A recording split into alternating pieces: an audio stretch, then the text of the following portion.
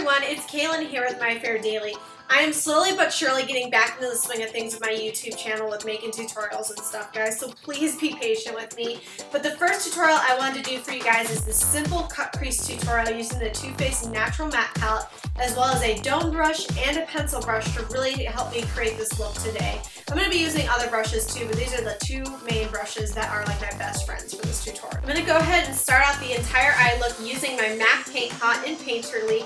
I'm just going to go ahead and apply this all over my eyelids and use this as my eyeshadow base for this look. To set my eyeshadow base, I'm going to go in with the shade Heaven, which is part of the first row of the palette, and I'm going to be taking it on an all-over eyeshadow brush by Elizabeth Mott. P.S. guys, I love this brush. It is the shit. My all-time, all-over face shadow. I don't even know where I'm going with this brush. I absolutely love it. To start out this cut crease, I'm going to go ahead and apply the first shadow layer, which is the shade Cashmere Bunny.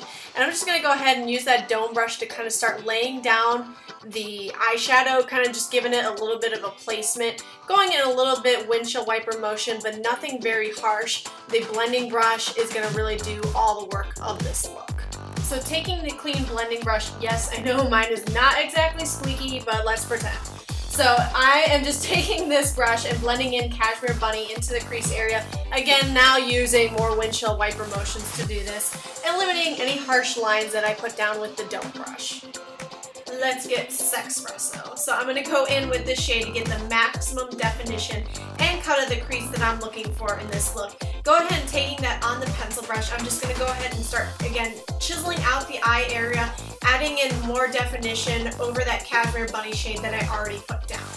Going back in with the same fluffy blending brush, I'm just going to go ahead and blow out the shadow, really blending it into the first shade, the Cashmere Bunny shade. I really feel that the key to this entire look is to blend, blend, blend. Make sure that you're blending, blowing out the eyeshadow look, but then going back in and layering it as you see fit. So like I said, repeat the last two steps just until you're satisfied with the intensity of the cut crease. Going back into the base shade Heaven, I'm going to go ahead and reapply that all over my eyelid just to add back in that color that I lost by creating the cut crease look. As well as I'm going to also take this up onto the brow bone just to add a little bit of highlight underneath the brow. So now the shadow is done, let's move on to liner. I'm going to be using the Maybelline Gel Liner in Blackest Black, absolute favorite liner right now, to create this perfect cat eye look that's really going to complement the all-over eye look, the all-over cut crease, as well as the eyelashes I'm going to be applying. I first like to start out any cat eye by creating the shape of the wing and then dragging the product inwards, getting thinner as I reach the inner corner of my eye, if that makes any sense. So as it goes down in a sloping angle, obviously you're making the liner thinner towards the inner corner of your eye. And then I think it's self-explanatory, but then you obviously want to actually fill in the rest of the black on the eyeliner. So then I also go right back into creating the wing look. It's definitely not complete when I first started out, so I'm going to go ahead and really create the definition of the wing I want, as slanted or as dramatic as I want it to be, and then connect it to the rest of the eyeliner. And then if you're human like me, you're obviously going to make mistakes with the liner, so I go ahead and I take a Q-tip soaked with makeup remover, and I just use that to really create the definition of the wing shape, make it again as thin or as thick as I want it to be, just clean up the edges, really make it a soft, sleek look. For my lashes, I'm going to be using these Kiss Flirty lashes to really amp up the drama of this eye look. But to be real with you guys, I'm really not a fan of this brand of lashes. In fact, I don't know if I'll ever really buy this brand again. They just are very difficult to work with. I don't feel like the band molds to my eye very easily. It just doesn't behave. I hate them. But these were readily available. They're already pre-cut, so I said to hell with it. I'm just going to go ahead and use them. Really, honestly, the only upside I see to these lashes is that when I apply them and they're fully dried on, actually behaving and in place, I do not really have to put mascara on because they are so dramatic and so, like, you know, flirty and voluminous. I don't feel like I really need mascara with them to mold my other lashes to them. So if you guys are looking for lashes like that, by all means, please buy this brand. But for me, I will just stick with my Ardell's. Now I promise I will stop scaring you guys with my sad excuse for eyebrows, and I will actually fill them in using the Anastasia Brow Powder Duo in the shade Dark Brown with an angled liner brush and an opposite spoolie end. I'm going to go ahead and just start filling in my eyebrows using more of an ombre technique, using the lighter shade on the inner part and then transitioning it into the darker shade on the outer part. I chose to do a brow powder versus a pomade or even a pencil because I really wanted to do a soft look for my brows, but I still wanted them to be defined, and I really feel that I best achieve this look with this type of a product.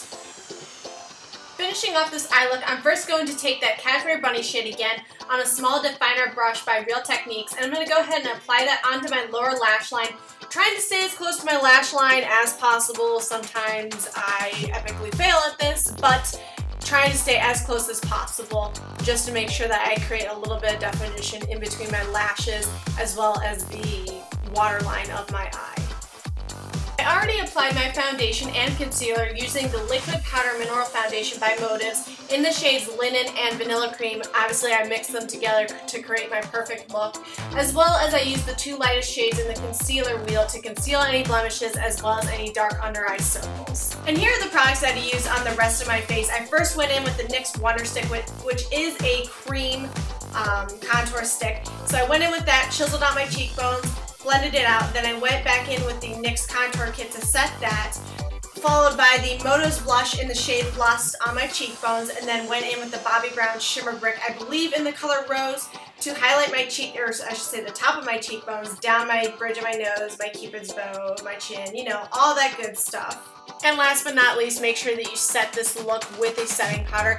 I'm going to go ahead and use the Hourglass Ambient Lighting Powder, I believe in the shade Dim Light, to set everything. One of my favorite setting powders of all time, absolutely worth every single penny.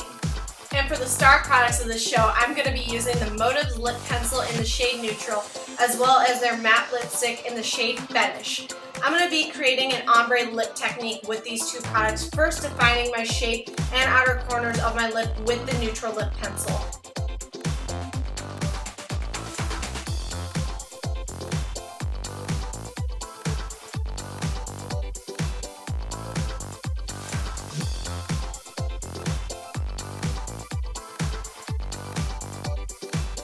Next, add the pop of color to the center of the lips with the shade Fetish to really enhance the ombre of the look, really define it, really add that kind of definition that makes it an ombre lip.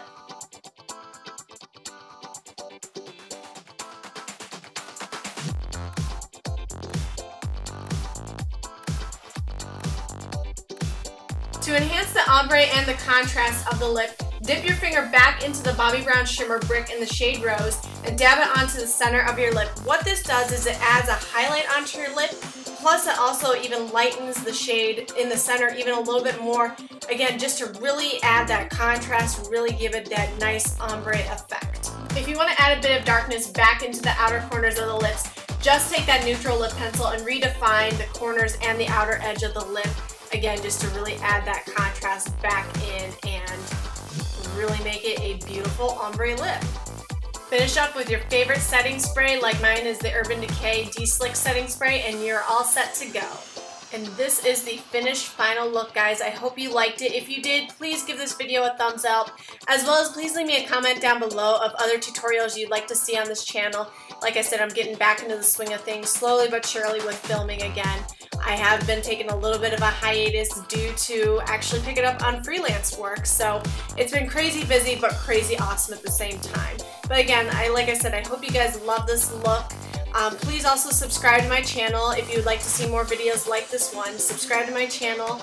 Also follow me on all of my social media channels. You can follow me on Facebook, Twitter, Pinterest, Instagram. I will link all those below so you guys can check those out. Thank you guys so much for watching. I will catch you in my next video. I love you guys. Thank you so much.